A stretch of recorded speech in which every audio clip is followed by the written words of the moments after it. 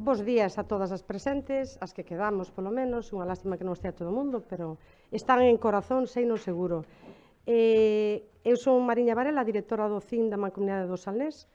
Estou extremadamente a gusto aquí, contentísima de que me convocara Laura e a FEGAM, moitísimas gracias. Quero actuar un pouco como punto de enlace dende un concello, un non, eu en realidade dirixo un CIM que é mancomunado. Empezou no Concello de Cambados, pero foi se estendendo e agora mesmo temos 5 concellos da comarca do Salnés adheridos ao noso servicio, que son Cambados, Meis, Ribadumia, Vilanova e Meaño. Un ámbito xeográfico moi importante, moita poboación, non así como algúns concellos dos que están representados aquí na mesa, que teñen outras problemáticas diferentes. Vai resultar moi enriquecedor que escoitedes as alcaldesas, en canto a que son o último eslabón, non por eso moitísimo máis importante desde o meu punto de vista, porque son as que realmente atenden e asisten e poden mellorar a vida concreta das mulleres. Vou facer unha pequena presentación de cada unha delas, cada unha ven por un grupo político diferente, e a continuación, se vos parece, vou formular eu mesma algunhas directrices respecto do que esperamos que sexan os vosos discursos, facedes os vosos discursos e depois queda un pequeno diálogo aberto ás persoas que están aquí presentes. Empezo, dou comenzo polas participantes tal cual aparecen no programa. María González Albert, alcaldesa de A Rúa, benvida, nada no ano 77, moi xoven, é licenciada en Ciencias da Información pola Universidade de Santiago de Compostela, desenvolveu o seu labor profesional na produción de contidos para a internet ata que mudou e derivou a súa profesión cara a comunicación política e institucional. A andaina institucional como política iniciou-na como concelleira do BNG no Concello de Ourense entre os anos 2003 e 2007. Estuvo logo varios anos residendo fora da súa localidade, volta e retorna á Rúa no ano 2010. En decembro do 2012 entra como concelleira en substitución de Xaquín Pérez. E a partir de aí, bueno, pois nas eleccións do 2015, con só 36 anos, encabeza a candidatura do BNG á alcaldía de A Rúa, é elixida alcaldesa grazas a un pacto de goberno co PSDG-PSOE. En virtude dese pacto, cede a alcaldía ao candidato Luís Fernández Gudiña en xullo do 17. Nas eleccións autonómicas do 2020, a número 3, a candidatura do BNG pola provincia de Ourense, é elixida diputada no Parlamento de Galicia. No ano 2023 presenta a renuncia como deputada pola incompatibilidade e recupera a alcaldía da Rúa, que ven ostentando actualmente, grazas a un pacto PSDG-PSOE no Concello da Rúa. Ana Patricia Torres Madureira, na actualidade é alcaldesa de Boborás, tamén é diputada provincial na Diputación de Ourense, ten 41 anos, licenciada en xornalismo pola Universidade de Santiago de Compostela e desenvolveu a súa traxectoria profesional nos medios de comunicación. Ata que, bueno, por diferentes circunstancias vitais, inicia o compromiso público como concelleira entre os anos 2011 e 2019. No ano 19, precisamente, encabeza por primeira vez a candidatura do Partido Popular en Boborás, a cada 8 dos 11 concelleiros e concelleiras da corporación, e nas do 23 volve liderar a candidatura obtendo 10 dos 11 concelleiros, preto dun 87% dos votos, converténdose na muller alcaldesa coa maior porcentaxe de apoio electoral de toda Galiza. Actualmente, ademais, é voceira do Partido Popular na Deputación de Ourense, deputada responsable das áreas de política social e envellecemento activo e conciliación familiar, e no anterior mandato exerceu como deputada de Cultura e Medios Audiovisuais. Nada na emigración, igual ela fai algunha referencia a isto, contábame agora que aos 7 anos xa estaba aquí, pero bueno, nada na emigración, filla de familia de emigrantes, reside nunha aldea rural de Boborás, onde convive coa súa parella, filla e fillo. Férrea defensora do mundo rural galego, considera que o gran reto dos pequenos concellos é loitar contra a despoboación, creando oportunidades para que a xente quede vivindo en zonas rurais. Gran comunicadora, mantén esta vocación, tamén a través das redes sociais, onde narra persoalmente contidos audiovisuais con frecuencia e divulga o patrimonio, a vida e os proxectos do seu concello. Entende a política como unha ferramenta útil para mellorar a vida das persoas, desde as pequenas accións do día a día. Defende, ademais, o traballo en equipo, a proximidade institucional, sobre todo a escoita activa como bases fundamentais da acción política. E, por último, Margot Lamela Louzán é abogada, unha política galega nacida en Cee, na provincia da Coruña, un concello costeiro na comarca de Fisterra. É coñecida pola súa traxectoria na política municipal vinculada ao PSDG-PSOE. En canto á súa formación e traxectoria profesional, é licenciada en Dereito, exerce como abogada dende o ano 1995, desenvolvendo o seu labor profesional en despachos da Coruña, como tamén na súa vila natal, incluindo puntualmente o asesoramento xurídico para a UGT, no bienio 98-2000. En canto á carreira política, foi candidata socialista á alcaldía de Cee por primeira vez no ano 2015, no 2019 acada a alcaldía, gobernando en minoría, sen deixar nunca a súa profesión de abogada, e despois das eleccións do ano 2023 acada novamente a alcaldía, esta vez con maioría absoluta.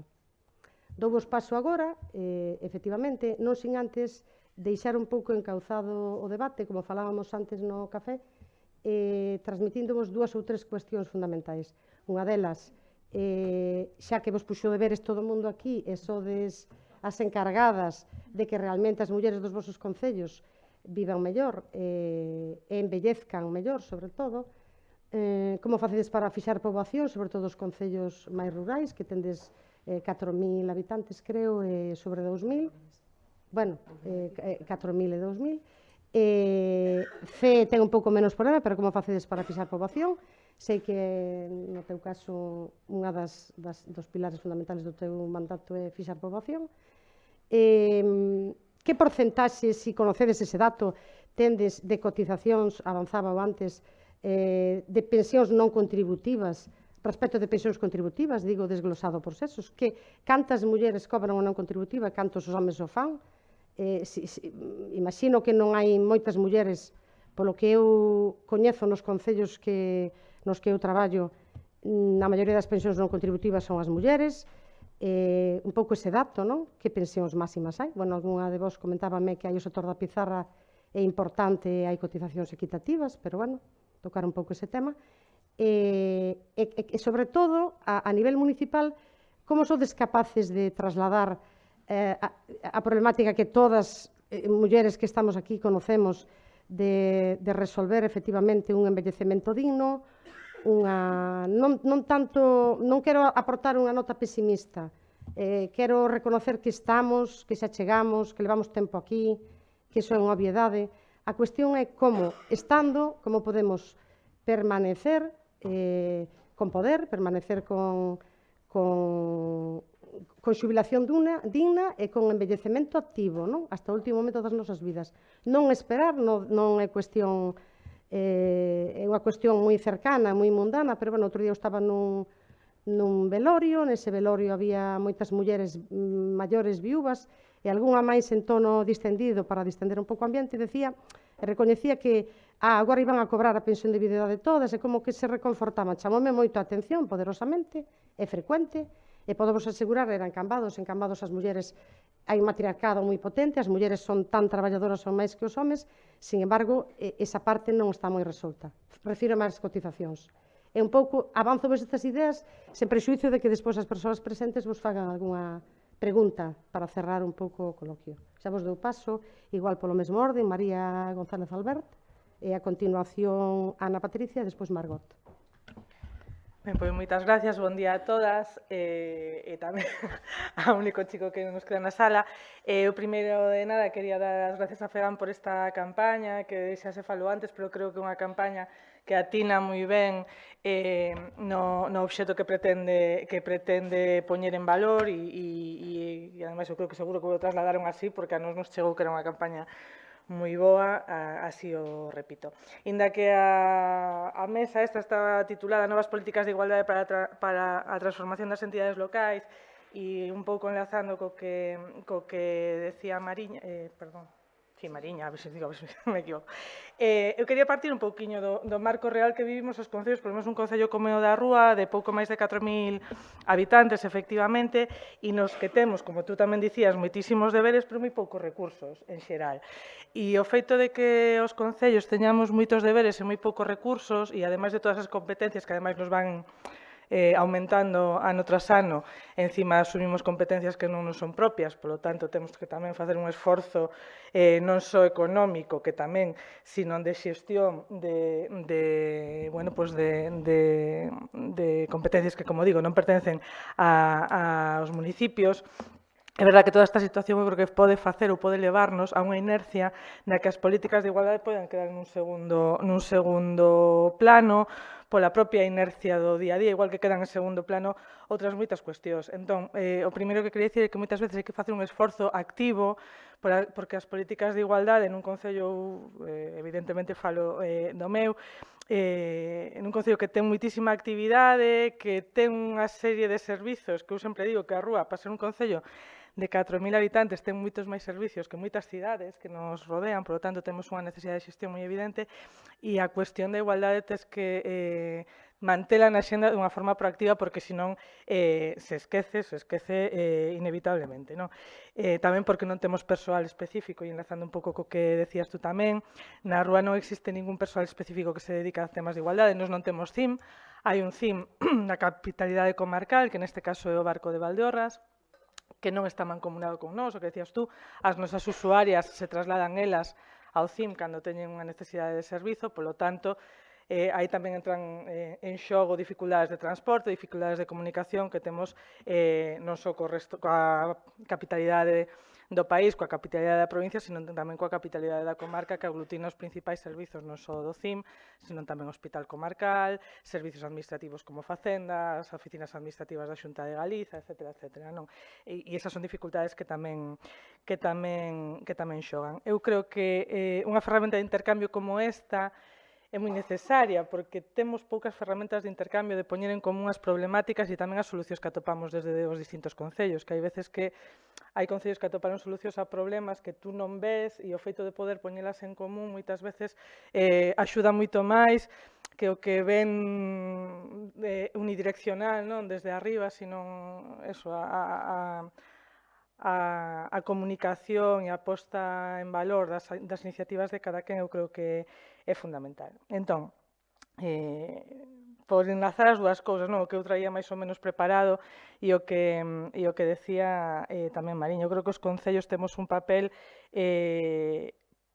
fundamental no que ten a ver coa igualdade, e para que os concellos teñamos este papel fundamental no que ten a ver coa igualdade son da convicción de que os concellos teñen que ser feministas, porque non entendo a igualdade, ou non entendemos a igualdade desde outro punto que sexa diferente do feminismo. Non?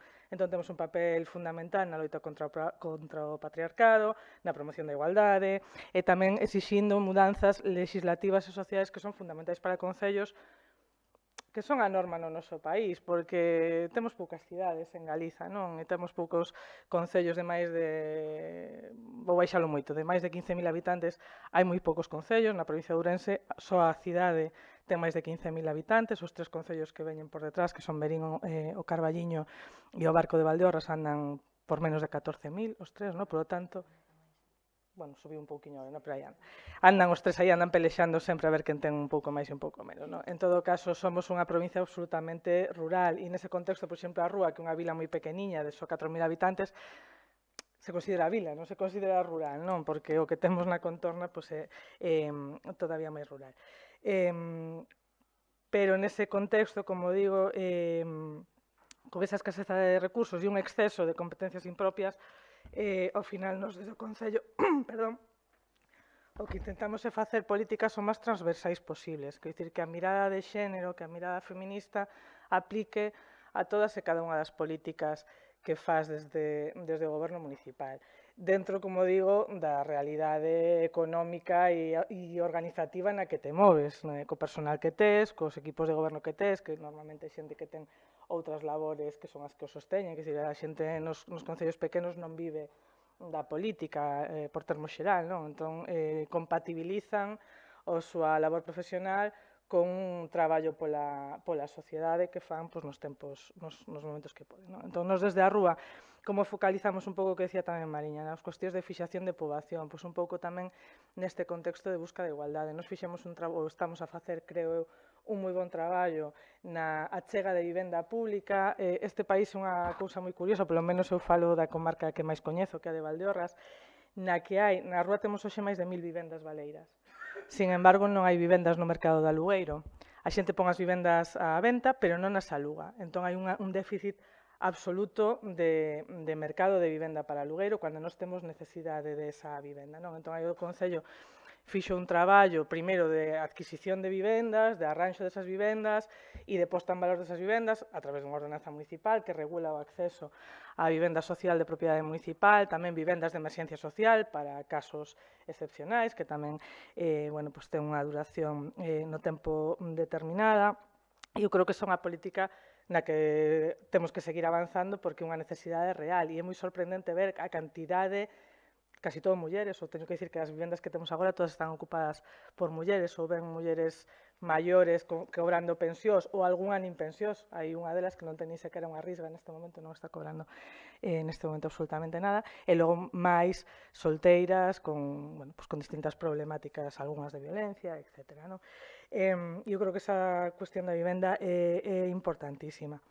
Despois tamén a cuestión da conciliación, que desde os concellos pequenos tamén é complicado aportar cousas a esa conciliación. Nós temos unha escola infantil que depende do Consorcio de Igualdade e Benestar e eu non me canso de dicir que desde que cambiou a norma e a Xunta asume o coste das escolas infantís privadas, que está moi ben, o 100%, os concellos seguimos a abonar a nosa parte da escola infantil, o cual, a meu modo de ver, é un agravio comparativo con as escolas que non son do consorcio. A nosa escola municipal nos ten un costo importante, non só por alumnado, sino tamén os gastos de mantimento que faz ali, inda que entendemos que é un servizo fundamental.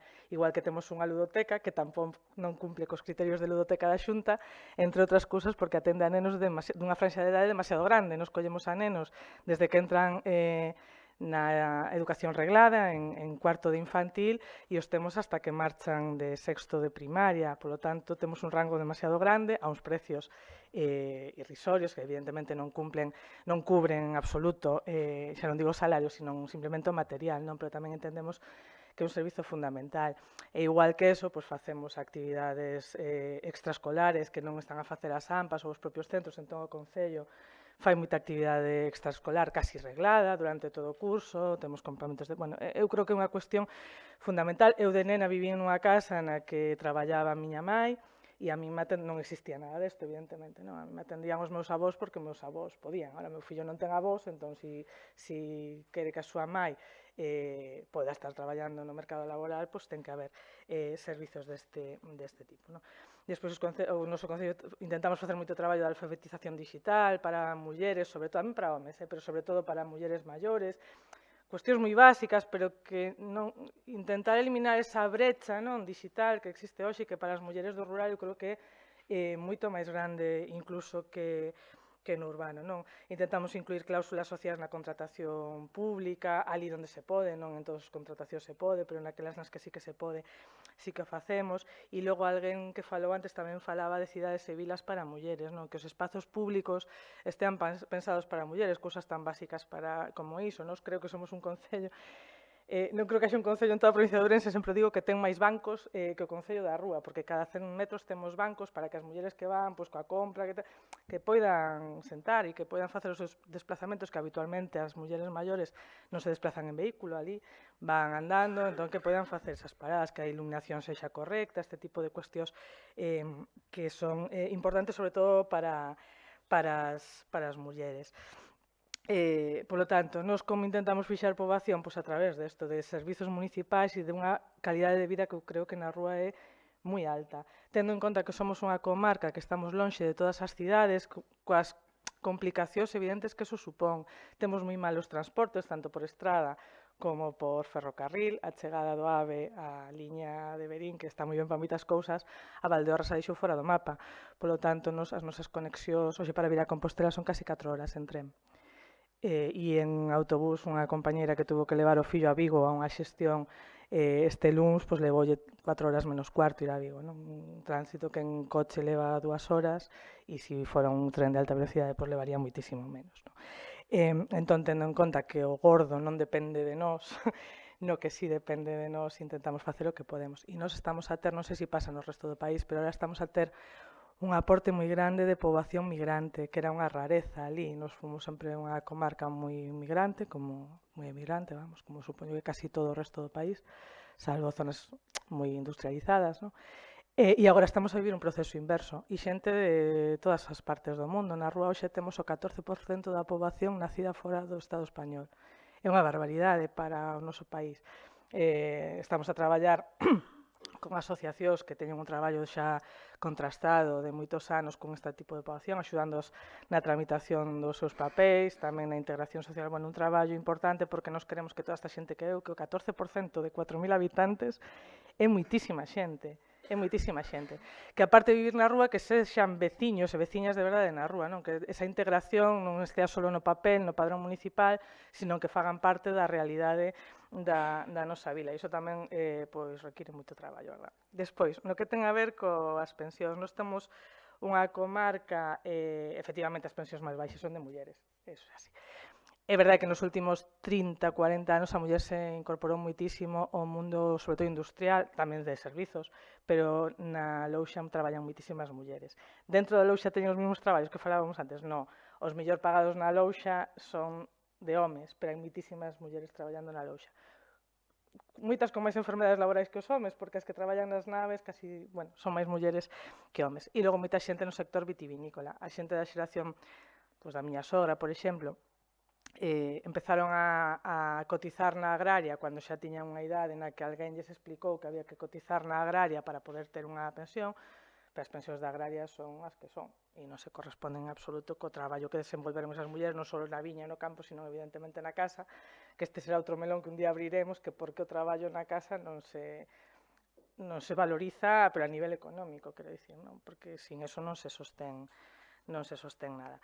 E por rematar xa, eu falaba ao principio da importancia do traballo en rede. Eu creo que sería interesante, creo que marchou a presidenta do Instituto da Muller. Eu creo que Galiza tiña que ter tamén un Instituto Galego da Muller, porque é máis próximo, máis que nada, non? E que informara, que puxera en contacto, que dera servizo, que resolvera dúbidas, bueno, o que fai o Instituto da Muller, pero a nivel galego, porque eso tamén axudaría a poñer en rede. E eu creo que neste contexto, remato xa, porque igual me estendín moito, no que vivimos esta onda de retroceso de dereitos, no que hai quen nega directamente, non, a violencia sobre as mulleres, este traballo por parte dos concellos é fundamental. E na que nós usamos ou intentamos usar, por exemplo, os fondos do Pacto de Estado en traballo real, casi sempre, bueno, nestes 3 últimos anos que estamos nos gobernando, casi todos eses fondos foron a formación da xente máis nova, sobre todo. Porque ademais nos temos 3 centros educativos, tuvimos distintos problemas de violencia sexual de distinta índole en 2 deses centros nestes últimos 3 anos. E o que falabades antes de o que se ve nas novas xeracións, a min asústame a uns niveis que non son capaz de verdade de expresar. Eu creo que temos aí un traballo grandísimo que facer e evidentemente os fondos son insuficientes, sempre son insuficientes, pero neste caso que unha prioridade. Levamos este ano mortas 10 mulleres e 2 crianzas en nada, en mes e medio, e non o podemos deixar de lado ni tapar os ollos. Entón eu creo que nesta primeira intervención xa cumprí.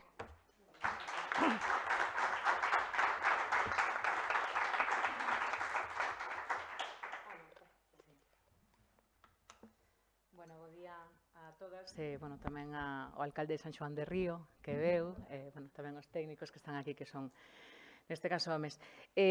Bueno, pois, darlle primeiro os parabéns a FEGAM por organizar esta xornada e tamén a consultora que está aquí presente, porque sí que é verdade que é unha campaña distinta, e tamén creo que nos fai reflexionar, non?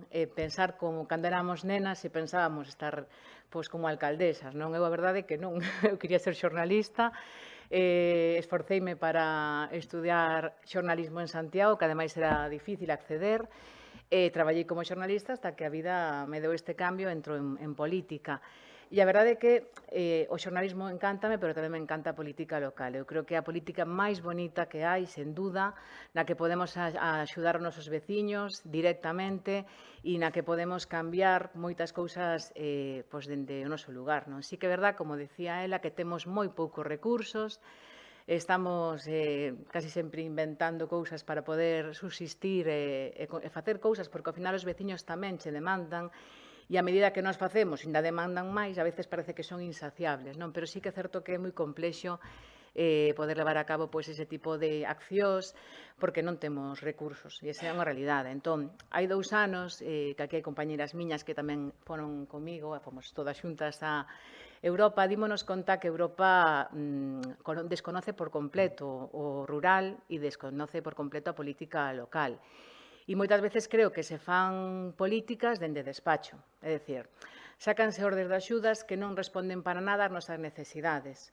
E aquí é unha pena, grazas ás que vos quedastes, e os que se quedaron neste caso tamén, pero é unha pena que isto non este cheo de xente que tome decisións máis arriba e nos escoite, porque igual cambiarían un pouco as dinámicas. A veces chegan nos convocatorias de subvencións de diferentes índoles que realmente non responden ao que nos piden os veciños. E os veciños, ao final, cando teñen unha necesidade, non van nin á Xunta de Galicia, nin van ao Goberno de España, nin van á Unión Europea, van aos concellos a que os atendamos nós, os alcaldes e as alcaldesas e os concelleiros e concelleiras para decirnos o que necesitan. Moitas veces vémonos casi facendo magia, casi tendo como másteres de xestión económica, porque non sei onde salen os cartos, pero salen moitas veces implicándonos directamente. Eu, por exemplo, celebramos o Entroido, celebramos o Magosto, e para poder facelo e que non repercuta negativamente económicamente no Concello, pois quen corta as empanadas e quen corta o cake e quen sirve somos nós. Nos, os concelleiros e as concelleiras, bueno, neste uso unha alcaldesa, os alcaldes e as alcaldesas. Nos concellos pequenos pasa eso. Despois, a veces, o veciño dinche, pero mira, a alcaldesa servindo.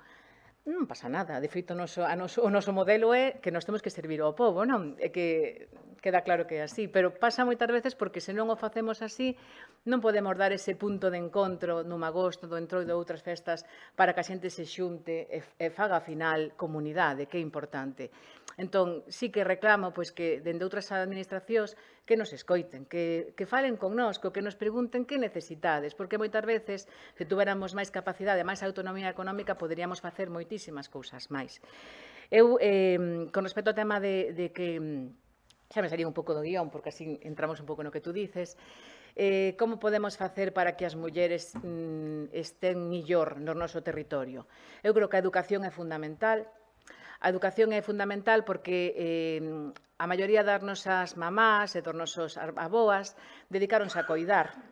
Non cotizaron, coidaron aos fillos, coidaron aos avós, non cotizaron e chegou un punto no que se encontraron baleiras e de repente querían traballar e onde traballaban. Entón, que fixemos? Por exemplo, no noso concello, sei que moitos outros concellos tamén se fixo, preparar as competencias clave.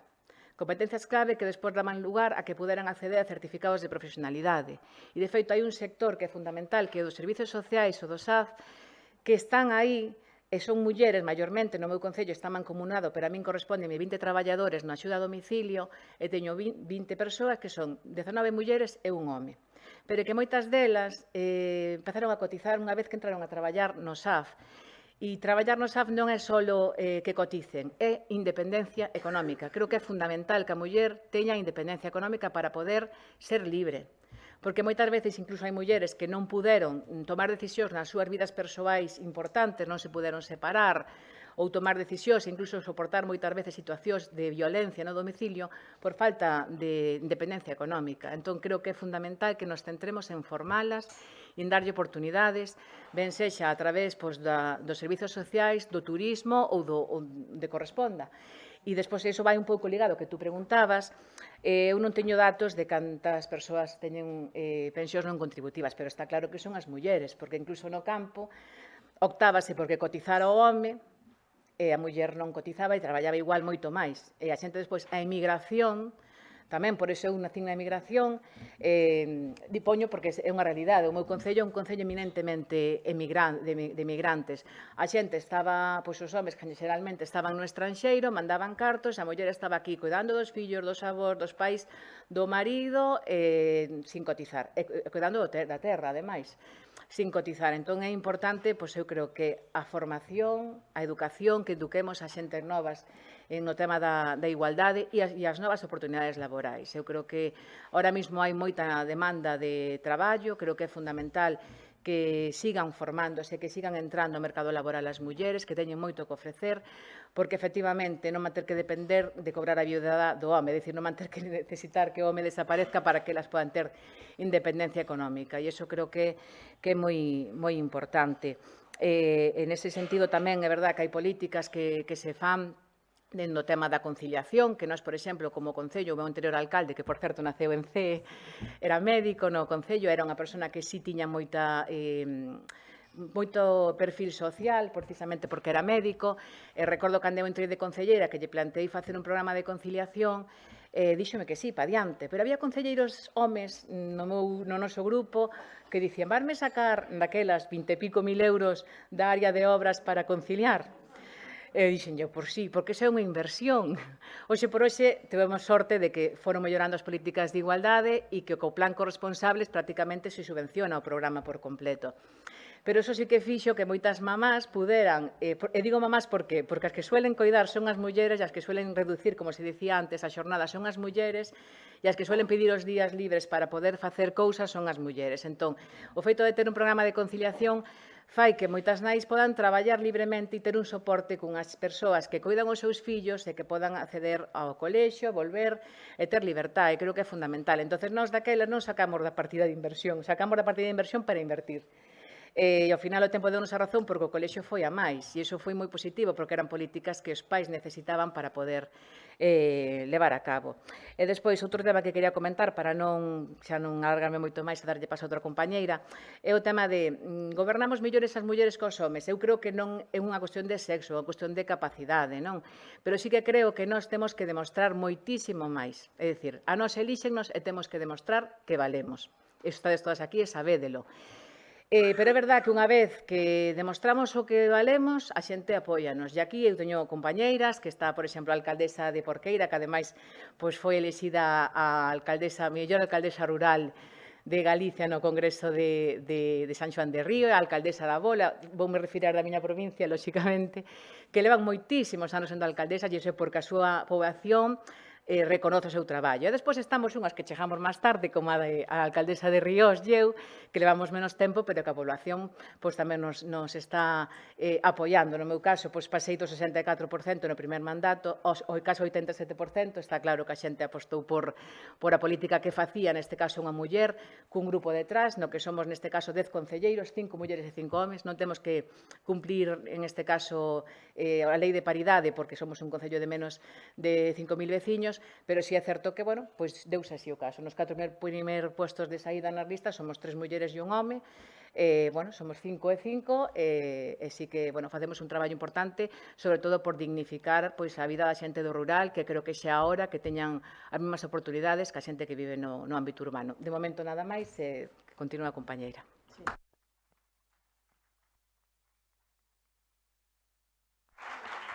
Nada, moi bo día a todas e ao compañeiro.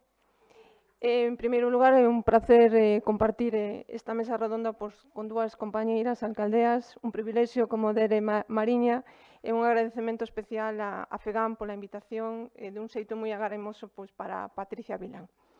Para situar un pouco a quen non coñece CEE é un municipio da Costa da Morte, de 57 km², con a poboación de 7.800 persoas empadroadas, pero residindo realmente estamos en torno aos 10.000 habitantes. Como decía, o número de persoas estranxeiras cada día crece máis, xa estamos en 500 habitantes estranxeiros. É un concello que ten un orzamento de 7.800.000, bueno, case 8 millóns de euros. É un concello que se coñece como a capital da Costa da Morte, porque presta servicios a toda a comarca. Facendo unha radiografía de CEE, para que podades entender logo a explicación que vou a dar sobre a importancia dos fondos europeos, eu non entendería facer política sin contar con os fondos europeos. Para min foron prioritarios dende que cheguei á alcaldía no ano 2019. É certo que cheguei con 4 concelleiros, goberné sin patar con ninguén, non sei como aguantén, e non me fixeron unha moción de censura, e posteriormente acadei a maioría absoluta. É completamente diferente gobernar con maioría absoluta a estar en minoría, pero os fondos europeos foron fundamentais sempre, tanto en minoría como en maioría. Como fixen? Pois en minoría solamente podía chegar a optar hasta 600.000 euros, porque así dependía da Xunta de Goberno, onde non tiña que levar o pleno, e a partir de que consiguen maioría absoluta se poden optar a 1,5 millón o que quixera con 20. Aí está a diferencia. C, pois é un concello que nun radio de 500 metros cuadrados temos o privilexio de contar con todo tipo de servicios. A parte da Casa Consistorial, temos o Servicio Público de Empleos, temos o Servicio Galego de Colocación, temos unha piscina municipal climatizada que presta servicios a nivel comarcal, temos unha Casa de Cultura con privilexio, un auditorio impresionante, onde temos unha biblioteca con salas onde se poden estudiar os opositorios totalmente en silencio, temos a Escola de Música, todo eso está no mesmo edificio. Temos o Facenda, temos a Cruz Vermella, temos 2 entidades de discapacidade intelectual, as PADES e a APEN, que forman parte da nosa vida diaria. Non entenderíamos camiñar pola rúa sin contar con estas persoas. Temos un centro comercial onde aínda hai cines, que é sumamente importante cando se están perdendo en C. Temos cines, temos un hospital.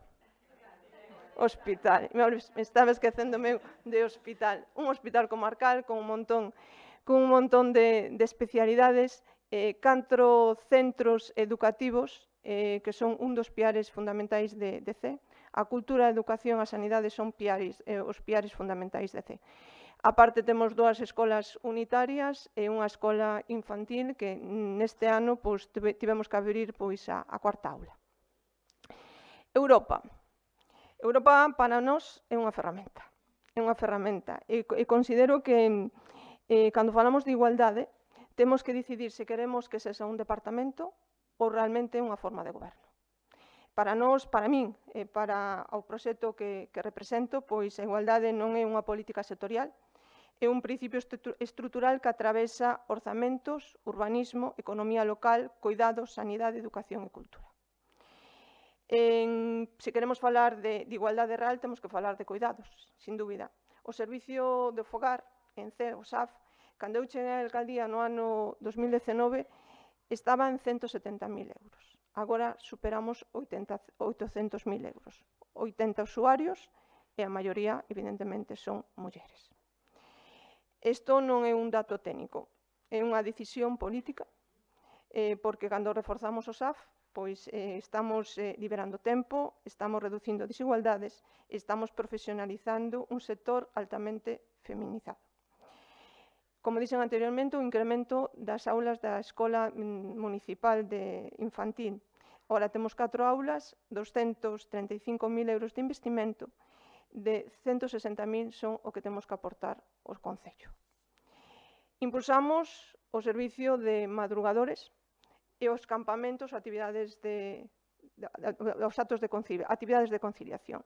E agora non se centra solamente o verán, supoño que en casi todos os municipios onde hai mulleres alcaldesas, ora os temos no Entroido, os temos en Nadal, o temos en Semana Santa. Creo que é unha política das mulleres, que as mulleres estivemos impartindo ou poñendo en valor e que agora, pois, nos concellos onde os alcaldes son homes, nos están copiando. Sinceramente. Vou a dar un dato un pouco anecdótico, que non vou a salir un pouco para dar cando viñan compañeiros a C, pois chocábame, antes non preguntaban sobre determinadas cuestións que agora si preguntan, e que les se fixan e que están, de alguma maneira, copiando a donde gobernamos as mulleres. Pois se fixan, por exemplo, na limpeza, que o Concello está máis limpo, ou nas plantas, porque temos máis flores. Esos datos, non sei, son datos que, ao mellor, para a min, chocábame que me preguntaran sobre eso, porque para min é normal que o meu concello este limpo, que o meu concello teña plantas, teña flores, pero chocábame a súa pregunta e logo, cando vou a ver esos concellos, pois eles copian un pouco de nós. Entonces, quería dar esa nota que a veces as cousas pequeniñas tamén son moi importantes. É unha forma a política das mulleres é moi diferente, pois, en moitos aspectos a política dos homes, non? E se miramos o envellecemento activo, por exemplo, actividades de yoga, memoria, manualidades, vemos unha realidade, por exemplo, en C, que, clara, 149 mulleres e 17 homes. É dicir, o 90% das persoas participantes pois, son mulleres. A economía e a importancia dos fondos europeos en C. Mobilizamos, dende o ano 2019, máis de 14 millóns de euros. E podo explicar claramente que eu non teño moitos técnicos no concello. Eso supón un traballo moi intenso por parte da alcaldía e por parte dos concelleiros. Entre as obras, teño que dar outro dato. No meu concello, pois, a alcaldesa son eu, unha muller, pero a Secretaría, Intervención, Tesorería, Arquitecta, somos todos mulleres. Entonces, non sei se é un plus, pero, bueno, é importante dar ese dato. A maioría, pois, somos mulleres. O mercado municipal de C, pois, se mobilizou, conseguimos 1.300.000 euros de fondos europeos. Eso supuso modernización, accesibilidade, impulso a economía local e feminina. 13 postos na actualidade, 13 postos que están resentados na maioría por mulleres. Apoiar o comercio de proximidade, apoiar a autonomía económica feminina é sumamente importante. Teño que dar outro dato. C, un dos sectores principales é o comercio. Temos comercios de todo tipo, toda a comarca ven a C. Temos un polígono industrial que a foto, cando entrei no 2019, era pois as vacas pastando no polígono industrial e agora temos un nivel de ocupación dun 65%, podo dar un dato, que o Lidl, que xa ten licencia e vai abrir a finais deste ano. E acabamos de inaugurar un Carrefour, é dicir, van incrementando, iso supón incremento de traballo, pero principalmente para mulleres. A mellora do saneamento. Máis de 8 millóns de euros se conseguiron para unha obra de saneamento que supuso sumamente importante, que é a recuperación da ría de Corcubión. Iso que supón unha mellora para, principalmente, as mariscadoras. Principalmente son mulleres. Pero, ao mesmo tempo, implicou unha mellora do paseo marítimo, un novo espacio do parque infantil, que xerou conexión social e facilita a conciliación. Por outro lado, tivemos un proxecto coñecido como Cidades Saudables, que na rúa da Escola de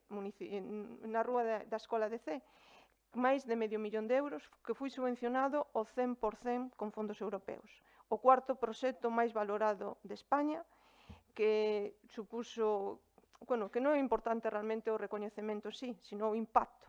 Unha plataforma única, unha senda pola beira do río, seguridade peonil para o alumnado dun colexio público do Vila de C, pero tamén autonomía para persoas usuarias de discapacidade intelectual, porque hai unha vivenda comunitaria que está nesta rúa. Por tanto, o urbanismo será independencia, e independencia será igualdade. Sustituímos toda a iluminación LED de todo o municipio, tanto do casco urbano como das parroquias. Tamén conseguimos outra subvención para a eficiencia enerxética do edificio do Concello. Todo é un investimento de 2.600.000 euros, tamén con fondos europeos subvencionados un 80%. Modernización no auditorio da Casa de Cultura, melloramos prazas e actuacións pequenas, como pode ser a instalación dun atril interactivo na Casa de Cultura, porque a veces o pequeno tamén é importante. Isto foi gracias a fondos europeos. A piscina municipal, que, como dicen, ten un servicio a nivel comarcal, tamén conseguimos unha subvención de máis de 200.000 euros e podemos cambiar a bomba de calor. Esa piscina beneficiase 1.383 persoas usuarias das cales 724 son mulleres. A piscina non é só un deporte para nós, é saúde preventiva, é cohesión social e sabemos que nas actividades adultas a maioría son mulleres. A mellora enerxética da Casa de Cultura de Pereiriña. Pereiriña é unha parroquia, a Casa de Cultura é sumamente importante, tamén foron subvencionada, conseguimos fondos FEDER, beneficia directamente a escola infantil que hai nesa parroquia e crea un espacio compartido para a conciliación e envellecemento activa. Por tanto, non son actuacións illadas, é unha visión de vila accesible, ecolóxica, sostible e segura. CEA, como dixen, é un referente educativo comarcal, desde a cola infantil hasta os institutos, como os mencionei anteriormente, e somos tamén sede PAU. Iso supón ao Concello unha inversión de 20.000 euros ao ano. Pero, bueno, e garantir que o talento da Costa da Morte pois teña oportunidades sen barreiras. Entón, a aposta do Concello pola educación é sumamente importante. A igualdade, pois a igualdade construírse tamén nos espacios públicos, nos espacios simbólicos. Nós temos murais por cada recuncho de C, onde as mulleres son as que xogan un papel importante, onde está vinculado cas nosas tradicións. Nós temos Caneliñas, o último reduto baleiro de Europa, onde pechou no ano 1985, pero a maioría das persoas que ali traballaban eran mulleres. Entón, esos espacios públicos están simbolizados cas mulleres que son unha seña de identidade na nosa cultura e na nosa formación. Con respecto ás preguntas que facía Mariña, pensións non contributivas en C hai 99, das cales 60 e tantos, 62 son de mulleres. Con respecto ás pensións de xubilación, estamos en sobre 2.500 persoas que están cobrando pensión de xubilación contributiva, pero aí máis ou menos estamos ao 50%, 50-50 en ese dato. Resumindo, mobilizamos máis de 14, vinculando con Europa, mobilizamos máis de 14 millóns de euros, pero o verdadeiramente importante non é a cifra, é o criterio. Igualdade nos orzamentos, igualdade na economía, igualdade nos cuidados, igualdade no espacio público. Europa achega recursos, pero a igualdade non é unha subvención, é unha forma permanente de gobernar. Moitísimas gracias.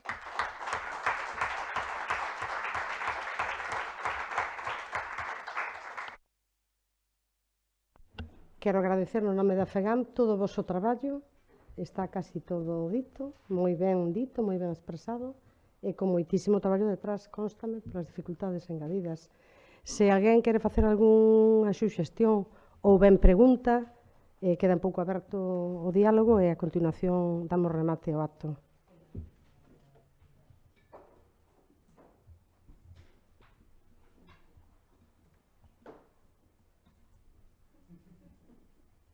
Pregunta, Laura, pregunta. Pero fai algún comentario?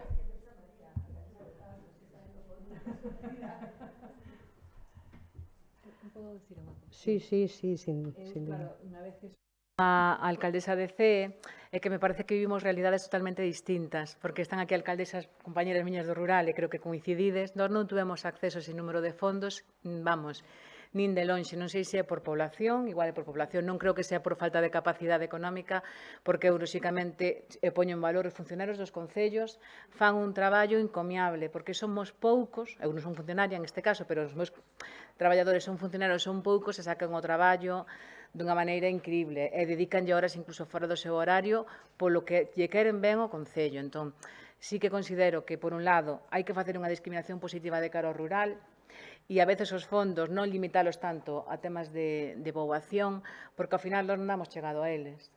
Ou facemos agrupacións que saliron, por exemplo, o que son os EDUTI, que efectivamente eran para máis de 20.000 habitantes, ou senón é imposible poder acceder a eles. Entón, eu creo que sí que hai que pensar na discriminación positiva do rural. Tamén hai outra cousa que eu tamén teño que remarcar, como son deputada provincial, tamén aquí hai dos compañeros que son diputados, Chemi e Teresa. A Deputación de Ourense conta con 106 millóns de euros de orzamento, a Coruña con casi 300. Entón, claro, cando repartimos o plan de cooperación, ao meu concello tocalle 234.000 euros e a un concello da Coruña de características similares casi vai a 700.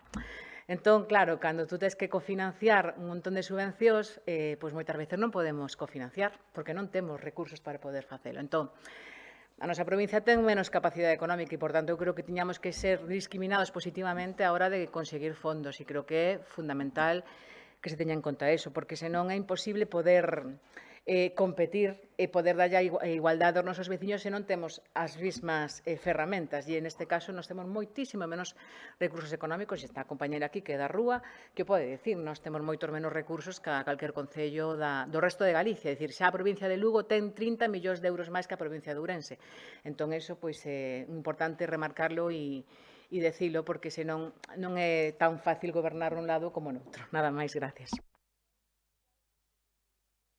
Sí, digo, igual tamén foros como este, se leo antes porque comentaba María Albert, igual a confrontación espacios como este de debate e a información a veces que non chega tampouco igual, non é cuestión das persoas, sino de que haxa foros como este que nos permitan estar aquí reunidas ou que vos permitan a vos como alcaldesas e poidades poñer en común propostas, actuacións, en referencia ao que facía antes, pois o mellor a conciliación no Concello de a Rúa que se poida incluir ou non algunha das liñas que hai na Xunta, que o mellor a veces é o mesma que tamén recorro os concellos como abogada, pois sí que non como no caso voso que non se desplazan os técnicos, eu sí que me desplazo aos concellos e sí que a forma de actuar en cada concello é diferente e son todos os concellos do contorno, e as subvencións que se piden non son as mesmas.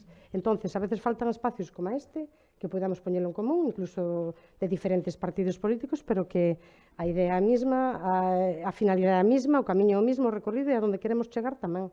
Igual espacios como este. Por contestar, dar unha aportación, por exemplo, a de cidades saudables, a que se conseguiu era un 100% con fondos europeos. Fomos o cuarto proxecto, cando estaba en minoría, pois a oposición sempre me achacaba porque eu sempre estaba facendo os plans que te obligan a presentar para poder presentar ante os fondos europeos. Sempre estaba a oposición, que vostedes sempre está obsesionada con os plans. Se non tiñen ese plan, non podía optar a esas subvencións de fondos europeos. Entre eles, pois, foi o mercado municipal. Pois mira, o mercado municipal foi un 80%, e outro 20% hai unhas liñas de subvención que son das xuntas de mercados, e parte fui con esa. Ao final, o Concello, pois, creo que tivemos que aportar, pois, creo que de fondos propios 30.000 euros. Eu, para mantemento en conservación, despois dos gastos que temos de SAF, xestión de limpeza, xestión de residuos, limpeza, persoal, me quedan 200.000 euros. Por iso digo que para C, concretamente para C, se non fonse polos fondos europeos non podería haber avanzado tanto nestos 7 últimos anos. Por exemplo, no tema da iluminación LED, fixe 13 contratos con licitación para non incumplir os criterios de intervención en secretaría, vale? Pero o fixen porque tiña, nun principio, entrei no 2019, tiña medo pois non poder chegar a ese 20%. E fomos sacando os 13 e ao final pois se conseguíronse. Pero quero dicir que se non fosen por esos fondos europeos e de logo compaxinar pois con outro tipo de axudas, neste caso concreto, por exemplo, no mercado, cas das xuntas, as liñas que están sacando, e agora o que vamos a dar ao mercados excelentes, non podería facer. Os recursos que temos no Concello de Cee son igualmente limitados como os restos dos concellos, non temos un orzamento, estamos moi xustiños, máis cando prestamos servicios para toda unha comarca, o que nos supón moitísimos máis gastos. E o que recibimos da Diputación, pois, en relación con os criterios que se adoptan dende a Diputación, non vai por extensión de territorio, principalmente, non vai por número de habitantes, pois hai concellos que podo poñer, por exemplo, o Concello de Dumbría, que tamén da Costa da Morte ten sobre 3.000 habitantes e ten, pois, ao mellor, máis de 400.000 euros ao ano con relación a un concello como o de Cee. Creo que hai políticas non solamente a nivel da Xunta, sino tamén a nivel da Diputación, donde, como explicaba anteriormente na anterior mesa, pois creo que o que hai que poñer no centro son as persoas. e que hai que cambiar determinados criterios.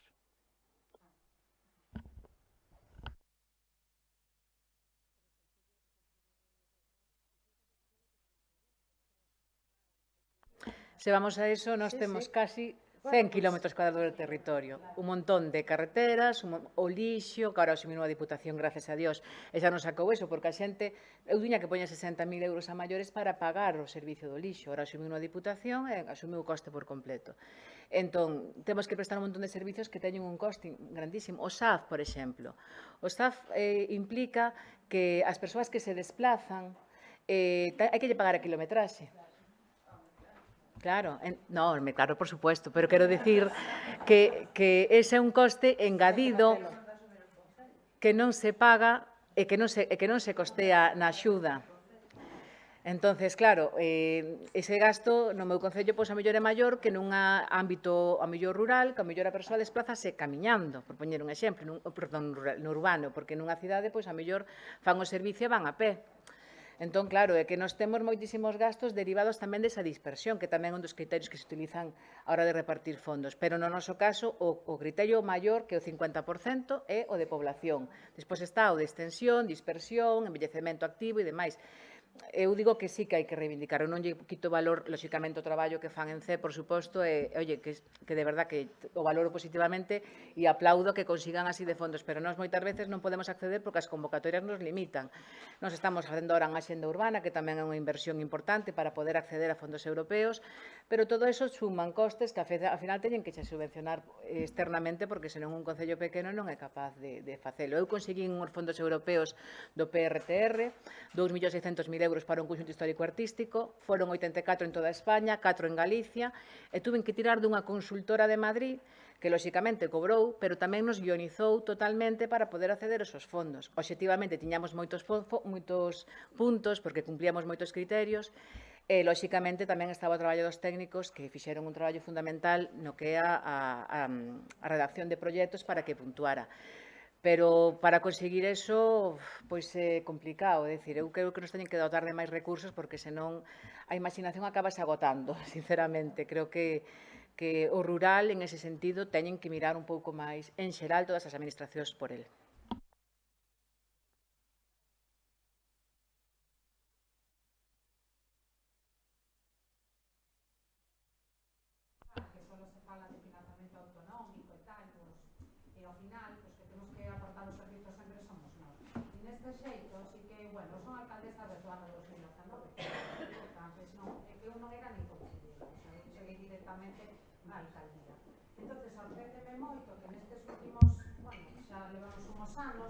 Que todas estas subvencións que salen todas xuntas e que non damos pedido porque non damos tramitado, que ese é outro problema que temos, pois, claro, que ao final, bueno, pois, eu creo que non me pasa só a mí, que nos pasa a moitos concellos, que optas a unha subvención e non xa dan, e non sabes por que non xa dan, porque non sabes nin os criterios que aplicaron, nin como te puntuaron, nin como puntuaron o que así obtuvo, e que nin siquiera se está sacando a relación coa puntuación dos que si ya dan, para ver as diferencias. Non se publican os proxectos, porque eu este ano non a dan, pareceme ben, quero dicir, non quero dicir que me seña, home, eu estaré encantada de que me seña todas, pero bueno, entendo que ten que ser así, pero que non, eu vou cansada de pedir, e teño falado con Paloma ou con Patricia, bueno, non sei, con algunha das miñas diputadas no Parlamento, vou cansada de pedir incluso a través da valedora do pobo que publiquen a relación da quen llo dan, e por que llo dan, e como llo dan,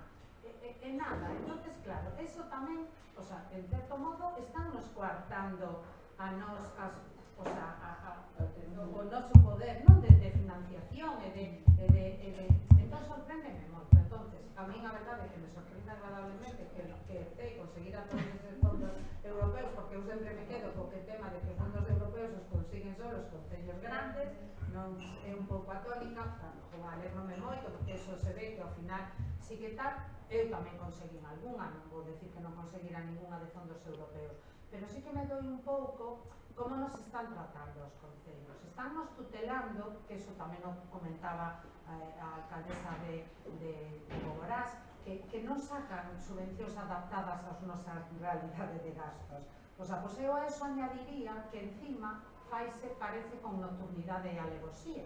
E agora, bueno, e agora xa estas que son de concurrencia non competitiva xa todos sabemos o día que se vai abrir e a hora, pero que eu sendo alcaldesa teño estado con algunha funcionaria conectada telemáticamente ás 12 da noite cando se abría o plazo.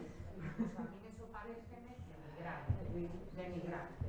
É verdade que eso solucionou, entón agora sale a orden e todos sabemos que se abre, por exemplo, o plazo de unha creo que de concurrencia non competitiva mañá ás 12 da mañá ou que eso está ben, quero decir, non?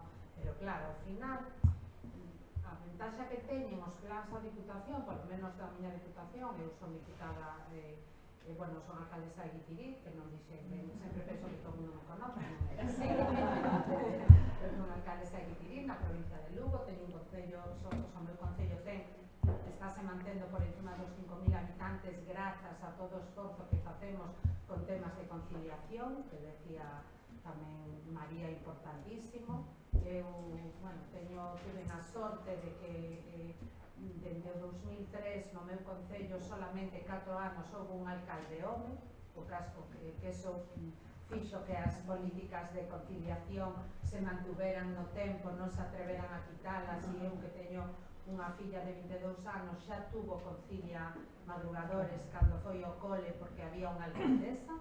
Entonces, bueno, eso é moi importante, nos mantuvémolas e o que decía, despois aumentámolas, non? O sea, concilia madrugadores, concilia tardes, pasamos os nenos as actividades para que non veñan os pais das aldeas, porque o meu concello ten 294 km cuadrados con 5.200 habitantes.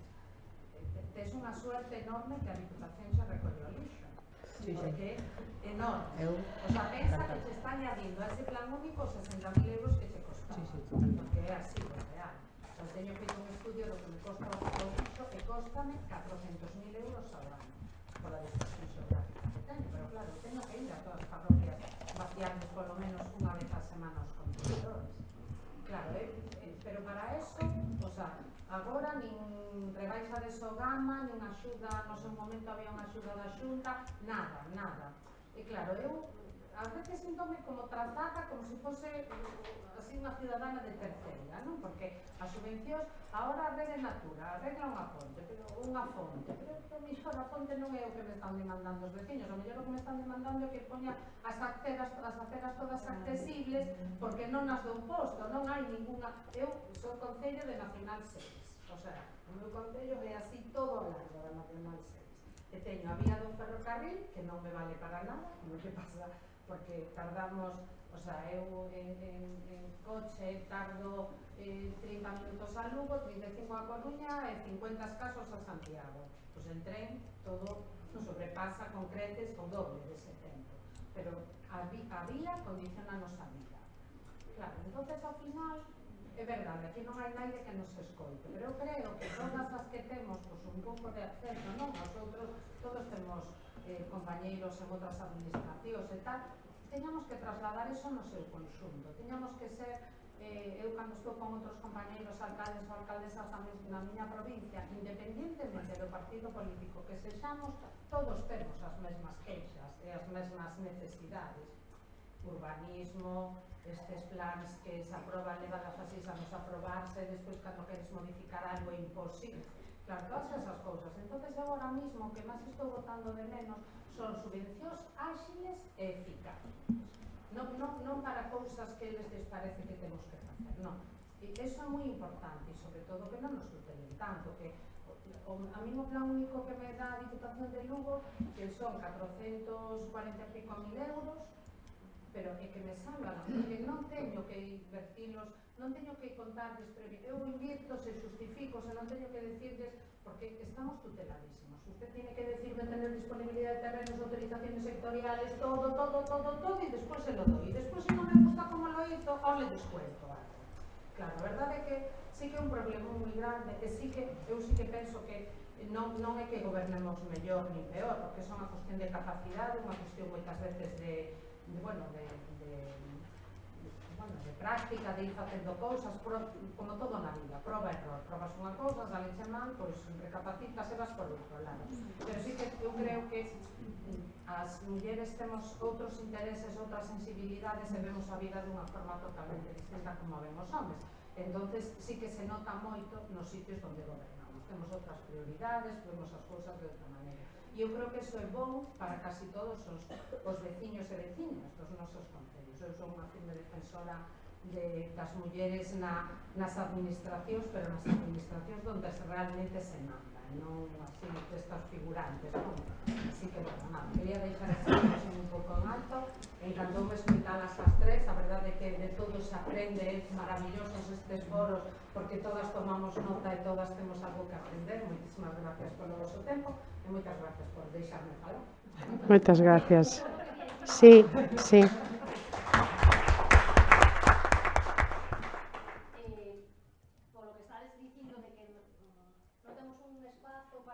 Sí. Adianto, se ahora recibíchelo todas tempo. E Cheli tamén. A FEGAN constituíu unhas comisións de traballo para concellos de menos de 20.000 habitantes. Hai unha específicamente, decir, para concellos pequenos. Eso quere dicir que se vos apuntades, todas as reivindicacións comuns dos concellos pequenos van a estar nesa comisión. O día que se reúna, que van ser, seguro que moitos, comuns, que é o que estades a compartir. E será a maneira de poder trasladar a executiva da FEGAN, donde hai grandes máis pequenos e grandes non hai ningún, pero bueno, relativamente grandes, imos dicir, para trasladar as vosas reivindicacións. Con relación ao financiamento local, a semana que ven haberá nós traballamos no financiamento local. Ninguén o está a facer en ningún sitio, todo o mundo se está dedicando ao financiamento autonómico, como si, e de feito o Estado séntase coas comunidades autónomas, e cando o que sobre, pois xa lle daremos aos concellos e as diputacións, pero bueno, primeiro as diputacións e logo os concellos. Eso quere dicir que o financiamento local non interesa a nadie, só interesa a quen que está gestionando. Pois a semana que ven fixemos un traballo con a Universidade de Santiago sobre financiamento local e que toca determinadas cuestións, entre elas, por exemplo, o SAF. Sobre o financiamento do SAF hai un específico. E con relación aos criterios que dicíades antes, claro que o mellor non debe haber servizos subvencionados. A cuestión está en que os criterios de outorgamento de financiamento sin condicionar sexan os criterios obxectivos, ademais da poboación, a miña dispersión, o meu envellecemento poboacional. Bueno, pois iso ten que estar como un criterio obxectivo e a min dárseme X cartos por eses criterios, non é en función de que decida fulanito, que casi sempre é fulanito e menganito, a subvención vai ser dar, xa non digo as non competitivas, que xa me parecen un escándalo, pero as competitivas non quero subvencións competitivas, non quero competir, claro, quero criterios obxectivos que me vean en función deses criterios que negociemos, X, correspóndeme o que sexa, a min 100 e a ti 125, porque tes máis xente maior, máis dispersión, máis kilómetros, todo influe, pois todo iso hai que terlo en conta. España non ten en conta a dispersión territorial porque a metade das entidades locales menores de poboación está en Galicia. Entón, o resto considera que, vamos, non importa. Eu recordo un acto de federacións dun proxecto europeo conxunto en Valencia, a alcaldesa de Requena dicía, que tengo, non me acordo cantas entidades eran, o mellor imaginable, X kilómetros cargados igual que a estrada, igual, os mesmos, máis ou menos. Tengo 20, a estrada ten máis de 400 entidades menores. Claro, cando dixo ali que, e todos, e levanten a mano e dixen, mire, en Galicia hai un que é parecido en territorio que ten máis de 400. Imposible. E que a metade está aquí. Claro, entón, iso hai que terlo en conta tamén. Que non se ten en conta porque como, xa non sei, xa non falo en Bruselas ou en Brujas, que probablemente non teñan outros problemas, pero non estes. E eu creo que hai algo moi importante do que acabades de dicir as tres. que non sodes concellos grandes. Claro, non decidimos traer a concellos grandes. Mulleres en concellos pequenos, que sodes as que marcan a diferencia. As mulleres que gobernan fixan poboación no seu concello. Porque as mulleres que atopan, as mulleres digo veciñas, que atopan un sitio para poder traballar, quedan aí. Quedan e se poden facer que a súa familia medre no seu sitio onde traballan, porque teñen axudas para poder facelo, axudas que deberían ir ao 50% das súas parellas, evidentemente, pero a realidade non é esa. A neveira de Eva estaba vacía, pois esa é a realidade. Non nos vamos a enganar, porque seríamos idiotas se nos enganásemos a nos mesmas. Esas mulleres quedan no sitio donde a vivir e fixan poboación.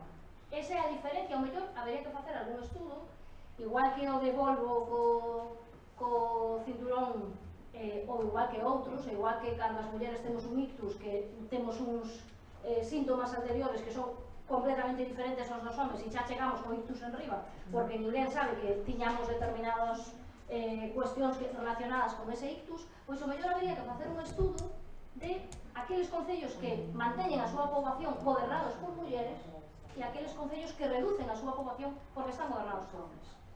Porque donde as mulleres gobernadas fixan as poboacións, porque as mulleres quedan a vivir neses concellos. E iso tamén é importante. Temos que ir pechando. Sí, María, pasa...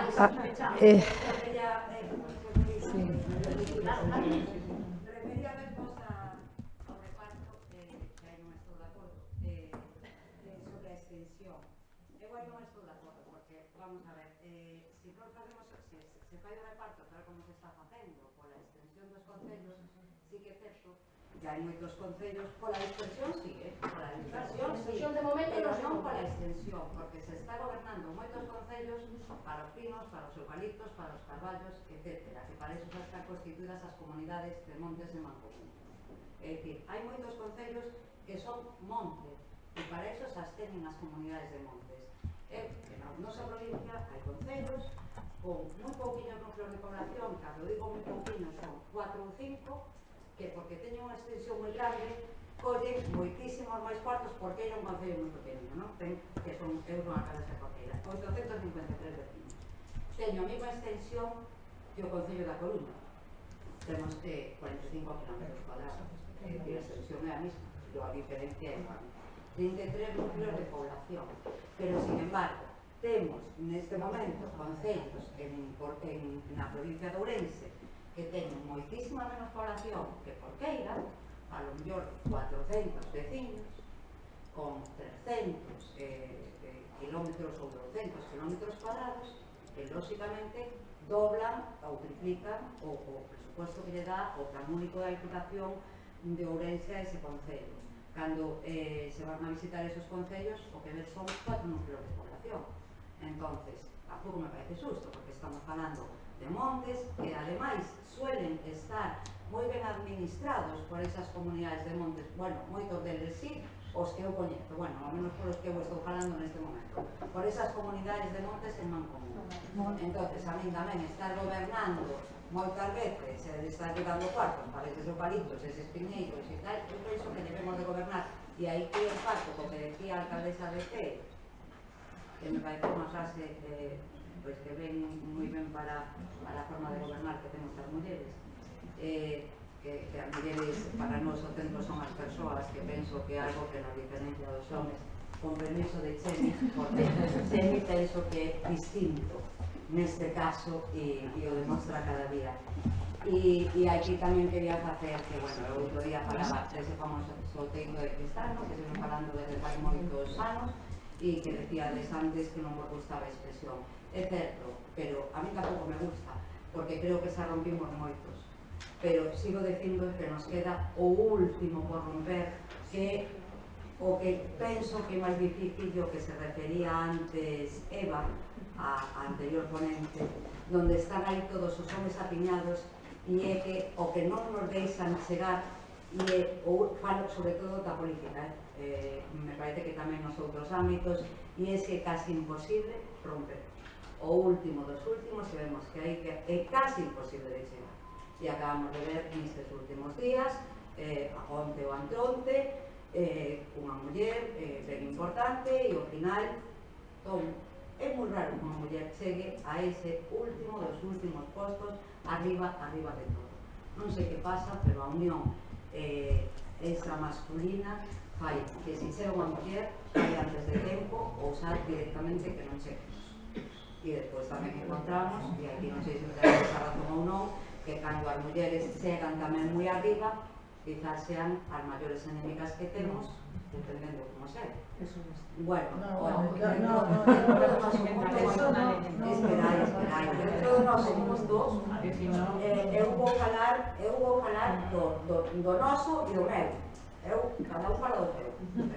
Hai que impoñer roles e impoñer nada.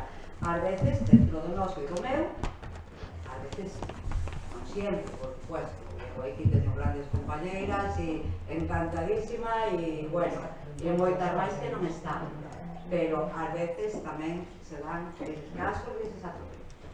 Bueno, igual se dan todas as homes. Eu estou de acordo e ademais me parece super peligroso alimentar ese discurso. Bueno, pero estamos dicindo que estamos falando entre nós, por creo eso que o papel que nos impide máis son realmente os homes. Por supuesto, xa o dicen antes. Claro, o sistema, porque identificar que o sistema patriarcal beneficia sempre aos homes, beneficia aos homes con pasta, blancos e nunha determinada posición, pero non todos os homes teñen pasta, son blancos e teñen poder. Bueno, pero en todo caso estamos, Estamos e somos moitas, xa estamos, Unha nota positiva, digo, xa estamos, Hai que consolidar moitos aspectos, pero estamos. E máis que temos que estar. Hai que seguir. Moito traballo. Mellor tamén hai que facer moito traballo que está outra clase ver cantas alcaldesas había, pois fai 20 anos. 36 unha. Vale. É importante tamén poñelo en valor. O 36 unha, non? Importante, mira, só un dato. Antes da lei de 2007, que foi a lei que instalou a paridade e a obrigatoriedade das listas paritarias no noso país, que afectaba a máis de 5.000, pero agora xa hai a máis de 3.000, en España non se chegaba a un 9% de concelleiras. Despois de todos estes anos, en España hai xa un 50% de concelleiras, un 48 e pico. É certo que estamos un 25% de mulleres alcaldesas de grandes cidades. Hai un problema, que decíamos na radio, que ten que ver tamén co liderazgo dese proxecto municipal dos máis de 8.000 concellos. Pero fixadevos, as poucas concelleiras que había. Era anecdótico, non era no ano 60, 70, era no ano 2007. Non se chegaba, como digo, a esas cifras. E hoxe estamos rodeando o 50%. Pero houve que facer hai que utilizar mecanismos. Houve que facer Claro.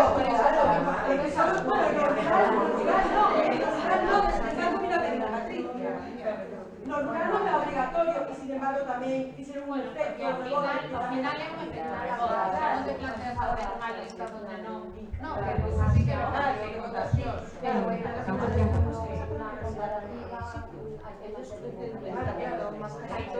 Venga,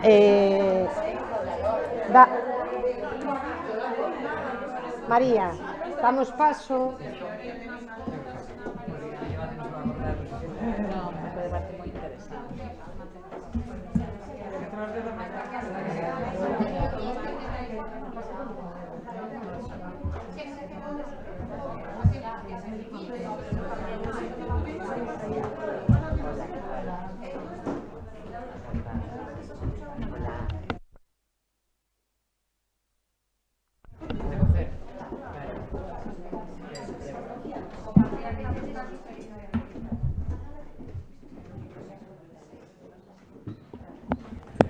Bueno, moi bo día a todas e tamén a ti. Voume saltar o guión e xa que falar un chisco destes últimos temas que tratamos que son moi importantes. O financiamento local. Estamos agora mismo en Galicia tramitando unha lei de administración local. Mirade a todas, a FEGAN vai a facer alegacións. Cada concello deberíamos facer alegacións. Eu vou a dar a miña opinión persoal. falaba Marisol con moi bo criterio de a última alcaldesa que falou, que non sei o teu nome. A algúns concellos convennos máis que se utilicen criterios de poboación, a outros de dispersión, a outros de superficie. Todos temos singularidades, os que temos cascos históricos, pois todo custa o triple máis, os que están en costa teñen o seu, os do interior outra cousa. Por que ninguén se plantexa que se teñan en conta todos os criterios, non só uns pouquiños? Nos evitamos subvencións, como decía Marisol, para o que queren ou para o que eu entendo que ao mellor con boa intención consideran importante, pero que é mellor que os alcaldes e alcaldesas sabemos o que fai falta no noso concello. Pois Marisol quere amañar aceras, eliminar barreras arquitectónicas, outros necesitaredes amañar camiños porque tedes 200 metros cuadrados de superficie, outros necesitaremos quitar cableado do casco histórico que afea terriblemente, non hai subvencións para iso, e outros necesitarán pois para os servizos de praia. Entón, eu abogo por fondos con os criterios que consideren, pero tendo todos en conta, pero que nós poidamos decidir en que invertilos, porque ninguén, como alcaldes e alcaldesas, e concelleiros e concelleiras, sabemos as necesidades que teñen os nosos veciños e veciñas. Moitas veces saen subvencións todos os anos, as que xa non podemos optar porque non cumprimos criterios ou porque non nos solucionan nada, cando necesitaríamos, pois bueno, o triple de cartos todos os concellos porque todos estamos infrafinanciados. Rurais, menos rurais, urbanos, pequenos, grandes, todos infrafinanciados. Aí o deixo, que seipades, todos, de calquera tamaño, de calquera condición, de calquera, gobernados por calquera partido político. Todos infrafinanciadísimos. Pero bueno, ahora sí que me ciño o guión e vou ler o que traía. Bueno, en primeiro lugar, moitas gracias por participar nesta xornada que organizou a FEGAM, o terceiro encontro de alcaldesas e concelleiras. Espero que fose moi productiva para todas vos. Eu lamento profundamente non poder ter chegado antes, pero obrigacións como alcaldesa impedíronmo. Pero ben, espero que saiamos de aquí con folgos renovados para esa batalla pola igualdade tan necesaria todavía. E, dende logo, dende a FEGAM saímos coa vista posta en todo o que temos que seguir a facer e o ben que nos vai vir para a nosa labor como alcaldesas, como concelleiras e como responsables institucionais e técnicas, todo falado, escoitado e visto aquí hoxe. Creo que podo decir que os traballos deste encontro foron complexos, importantes, que crearon espazos de coñecemento e de diálogo moi productivo e que dende a FEGAM estamos a poñer cada ano o listón máis alto, así que de cara ao ano que ven, a ese cuarto encontro de alcaldesas e concelleiras, pois poñennolo cada vez máis difícil, Patricia, pero bueno, aceptamos o reto.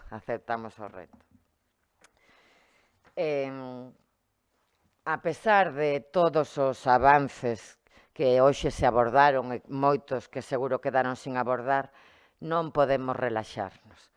Non podemos esquecer as dificultades que todavía seguen a soportar eses avances menores ou maiores en todos os eidos.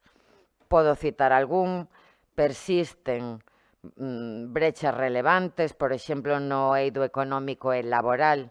As mulleres seguimos padecendo importantes diferencias salariais en comparación cos homes. É así.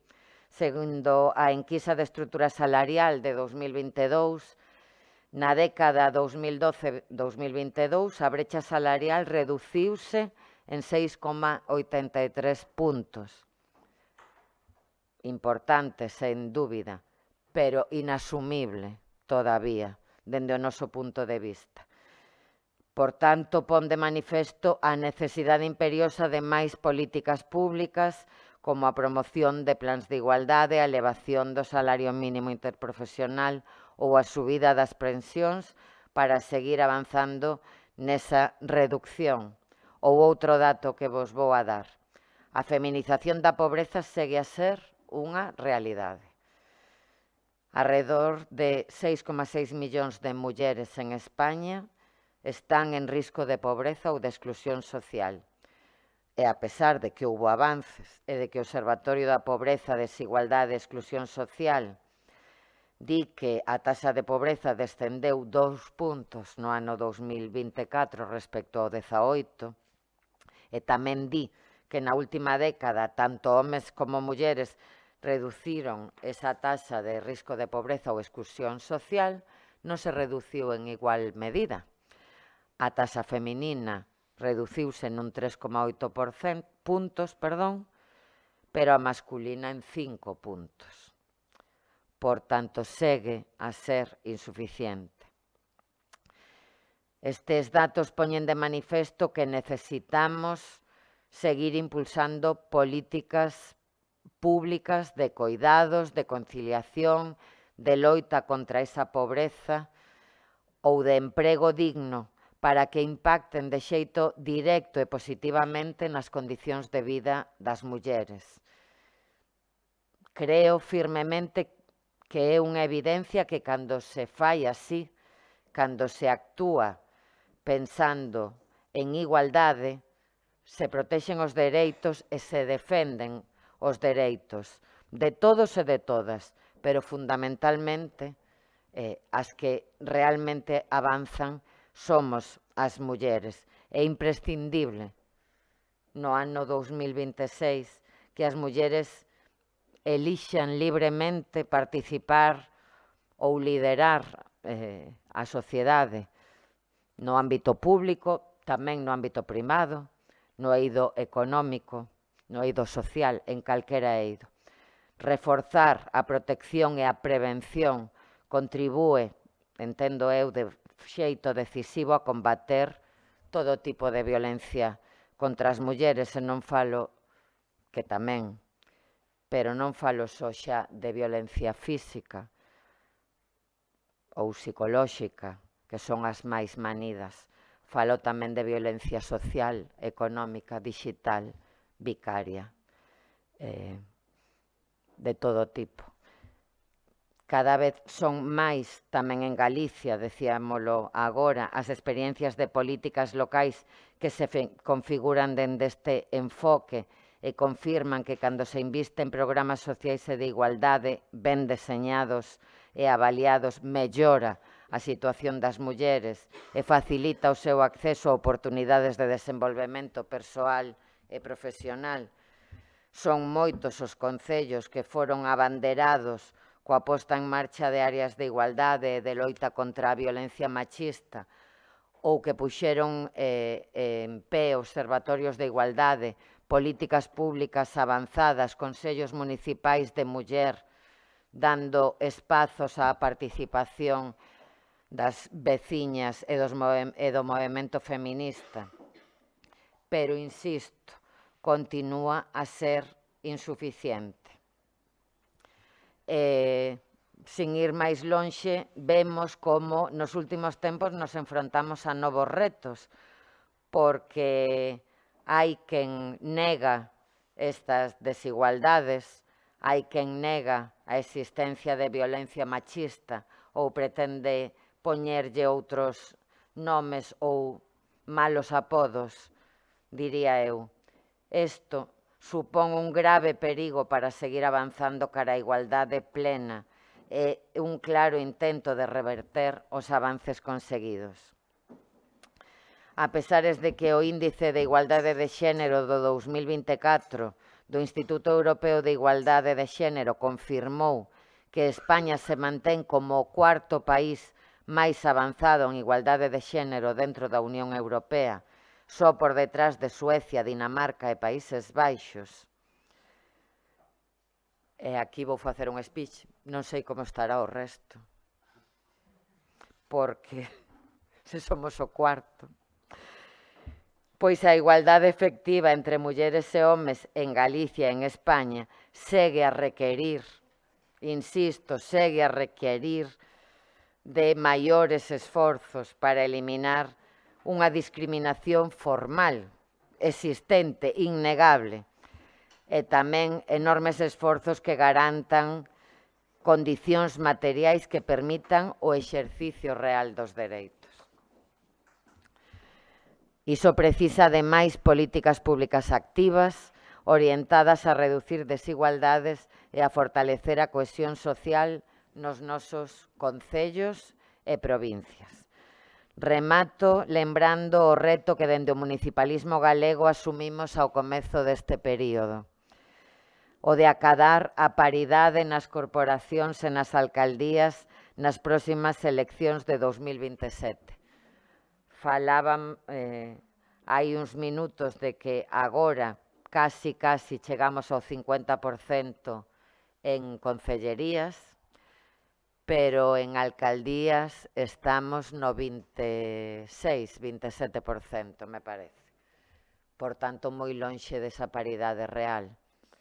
E aquí eu lanzo un aplauso a esa lei tan criticada no seu momento, porque decía non queremos chegar por ser mulleres, queremos chegar porque valemos. Pero a veces esa discriminación positiva é imprescindible, porque somos mulleres, valemos, pero moitas non chegan. E se non fora desa lei, probablemente continuaríamos en porcentaxes moi inferiores aos actuais. Así que ogallá chegue o día en que non sexan necesarias leis que discriminen positivamente as mulleres como esa. Así que sigamos mansa obra na promoción da participación activa das mulleres na vida política e social local mediante accións de sensibilización, capacitación e fomento do liderado feminino. Gracias pola vosa participación, por aguantar hasta esta hora e vémonos traballando polo municipalismo e pola igualdade. Gracias.